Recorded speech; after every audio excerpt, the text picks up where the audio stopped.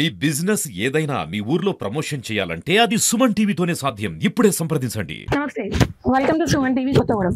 మనకంటే కొన్ని వేల సంవత్సరాల ముందు భూమి మీదకి వచ్చి మనం నివసించడానికి ఎన్నో వనరులను మనకు అందించి ఈరోజు మనిషి తన స్వార్థం కోసం వాటిని కాలక్రమేణా నరుక్కుంటూ వస్తున్నాడు. అందులో ముందుగా ఉన్న స్థానం అడవులు.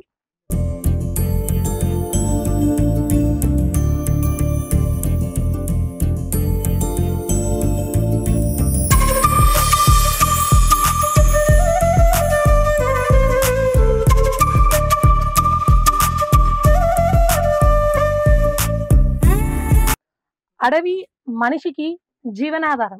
మనలో ఉన్న మనం ఏ గాలినైతే పీల్చుకుంటామో, మనం ఏ మంచి గాలిని పీల్చుకొని విషవాయువులు అంటే ఆక్సిజన్ తీసుకొని కార్బన్ డైఆక్సైడ్ ని మనం రిలీజ్ చేస్తే, చెట్లు మాత్రం రివర్స్ లో మనకి ఆ ఆక్సిజన్ ని మనకిచ్చి మనం ఇచ్చిన కార్బన్ డైఆక్సైడ్ ఏదైతే ఉంటుందో అది తీసుకుంటుంది. అందుకే ప్రతి ఒక్కరూ కూడా ఒక మొక్కను నాటండి అని చెప్తున్నారు. ఒక అడవిని మనం క్రియేట్ చేయాలి అని అంటే కొన్ని వేల సంవత్సరాలు పడతాయి. దాన్ని నాశనం చేయాలి అంటే ఒక్క క్షణం చాలు. కానీ వాటిని కాపాడుకోవాల్సిన బాధ్యత మనందరికీ ఉంది. సో ఇదంతా మీకు ఎందుకు చెప్తున్నాను అంటే, ప్రస్తుతం నేను భద్రాద్రి కొత్తగూడెం జిల్లాలో ఉన్న చంద్రగొండ ఫారెస్ట్ ఏరియాలో ఉన్న కంప్లీట్ దట్టమైన అడవి మధ్యలో ఉన్నాను. సో ఇక్కడ మనకి వాచ్ టవర్, అంటే ఈ వాచ్ టవర్ ని 2021లో అప్పటి ఫారెస్ట్ రేంజ్ ఆఫీసర్ శ్రీనివాసరావు గారు దీన్ని కన్స్ట్రక్ట్ చేశారు. సో అంటే దీనిపైన నిల్చుంటే మన చుట్టూ ఉన్న ఫారెస్ట్ ఏదైతే ఉంటుందో అది మనకి కంప్లీట్ గా కనిపిస్తుంది. సో ఒక్కసారి ఆ పైకి వెళ్ళి 5000 హెక్టార్స్ పైన ఉన్న ఈ ఫారెస్ట్ బ్యూటీని మనం కూడా చూద్దాం.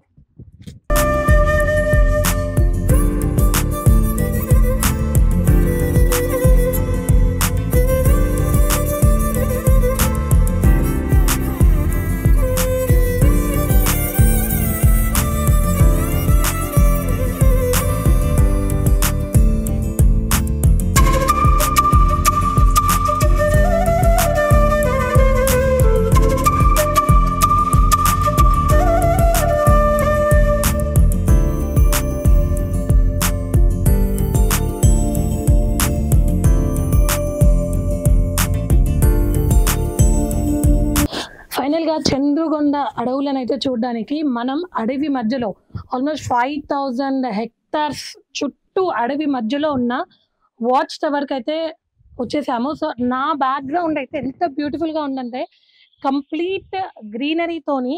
సో ఇక్కడ నిలబడితే ఆల్మోస్ట్ రకరకాల శబ్దాలు, బర్డ్స్ వి కానీ అవి యానిమల్స్ ఏవో నాకు కూడా తెలియదు, బట్ వినిపిస్తుంది. బర్డ్స్ సౌండ్ అనుకుంటా.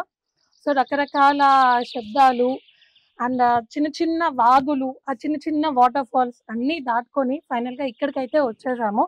సో మీకు ఇదంతా ఎందుకు చూపెడుతున్నాను అంటే, సో మనకి ఇంత డెన్సిటీ ఉంటేనే చాలా వరకు చెప్పుకోవడానికి మన భద్రాద్రి కొత్తగూడెంలో ఆల్మోస్ట్ తెలంగాణ మొత్తంలో 7743 or 53 సంథింగ్ స్క్వేర్ హెక్టార్స్ అడవి, మాక్సిమం అడవి మొత్తం మన భద్రాద్రి కొత్తగూడెం జిల్లాలోనే ఉంది. కానీ ఇక్కడికి వచ్చేసరికి ఈ డిఫారెస్టేషన్ వల్ల, తర్వాత రకరకాల కారణాల వల్ల, ఇంతకు ముందు చెప్పినట్టు స్వార్థాల కోసం మనము ఫారెస్ట్ లోని నరకడం ఇవన్నీ చేయడం వల్ల ఇక్కడ నివసించే ప్రాణులు ఏవైతే ఉన్నాయో వాటికి నివాసం అనేది లేక, ఎక్కడ ఉండాలో తెలియక వేరే చోటికి వెళ్ళిపోవడము లేదా మనుషుల మధ్యకి రావడం లాంటివి జరుగుతుంది. ఆల్రెడీ ఇప్పటికీ మనం ఫేస్ చేస్తున్న ప్రాబ్లం ఒకటి, ఓవరాల్ గా కోతులు. ఎక్కడెక్కడో చెట్ల మీద అడవులలో ఎక్కడో ఉండాల్సిన కోతులు అంటే ఉంటాయి, మన మధ్య కూడా ఉంటాయి, కానీ మనకంటే ఎక్కువ శాతంలో ఉంటున్నాయి.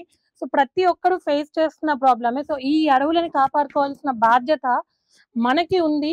ఓన్లీ ఫారెస్ట్ డిపార్ట్మెంటే కాదు, వాళ్ళు చేయాల్సింది వాళ్ళు చేస్తున్నారు. ఎట్ ద సేమ్ టైం మన పర్యావరణాన్ని రక్షించుకోవాల్సిన బాధ్యత మనకుంది. లేదు అంటే ఈరోజు కోతులు వచ్చాయి, రేపు చిరుతలు, ఎలుగుబంట్లు ఇలాంటివి కూడా మన మధ్యకు వచ్చి నివసించే రోజు అనేది వస్తుంది. సో అలాంటి సిచ్యువేషన్ మనం మెయింటైన్ చేయకుండా ఇప్పటికీ మనం చాలా ఎయిర్ పొల్యూషన్ తో కూడా చాలా బాధపడుతున్నాము. లిటరల్లీ నేను వచ్చేటప్పుడు ఒక మాట చెప్పాలంటే చిన్న చిన్న వాగులు చూసాను. మధ్యలో అసలు వాటర్ అయితే ఇక్కడ వాటికి ఆ బ్లీచింగ్ వేసేవాళ్ళు కానీ ఇట్లా ఎలాంటి ప్యూరిఫికేషన్ ఉండవు. కానీ వాటర్ చూస్తే మాత్రం కంప్లీట్‌గా అసలు ఎంత ఫ్రెష్ వాటర్ అంటే అంత ఫ్రెష్ వాటర్. సో ఇది బికాస్ ఆఫ్ అడవిలో ఉన్న రకరకాల చెట్ల వల్ల. అంటే ఎన్నో ఔషధాల చెట్లు మనకి ఇక్కడ దొరుకుతాయి. సో వాటి వల్ల వాటర్ వాటికవే న్యాచురల్‌గా ప్యూరిఫై అవుతున్నాయి. సో ఇలాంటి అద్భుతాలు, ఇలాంటి ప్రకృతి మనకు కావాలి అనంటే అడవులని కాపాడాలి. అప్పుడే కరెక్ట్‌గా మనకి ఎయిర్ పొల్యూషన్ తగ్గుతది. వాటర్ పొల్యూషన్ తగ్గుతది. సో సాయిల్‌లో కూడా కొంచెం బలం అనేది వస్తది. పంటలు వస్తాయి. మనకు కావాల్సిన ఓల్డ్ ఈజ్ గోల్డ్, పాతకాలపు రోజులు బాగుండేటివి అంటారు కదా! సో మళ్ళీ మనం ఆ రోజులకి వెళ్ళిపోవచ్చు.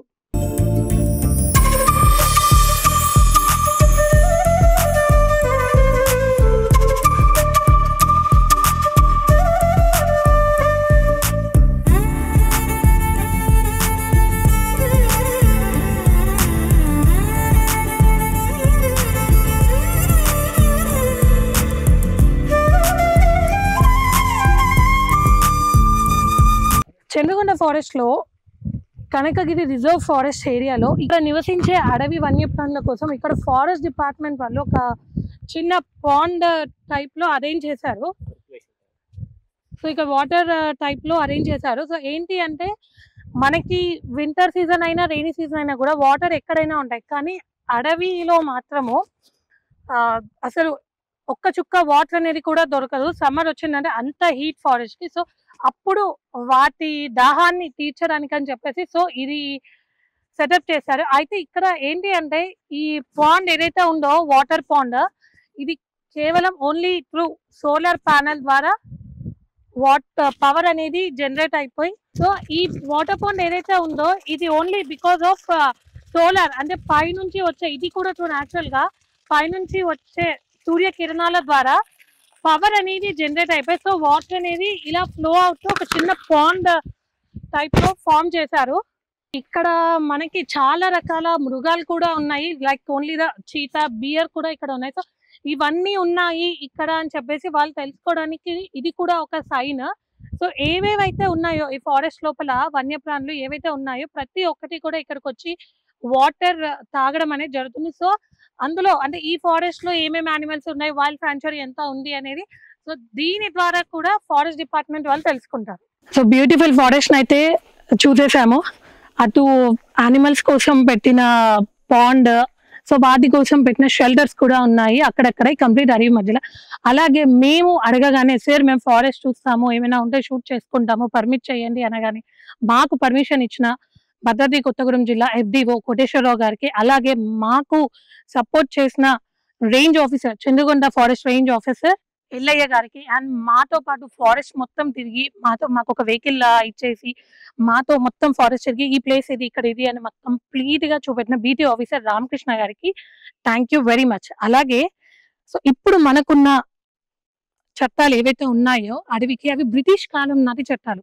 అవి కంప్లీట్ గా మానవులకి అనుకూలంగా ఉన్నాయి కాబట్టి మనకి ఫారెస్ట్ అనేది తగ్గుతూ వచ్చింది. ఒకవేళ ఫారెస్ట్ ఉన్నా కూడా దాని డెన్సిటీ తగ్గిపోవడము, దాని వల్ల ఇక్కడ నివసించాల్సిన వన్యప్రాణులు ఇతర చోటికి వెళ్ళిపోవడం.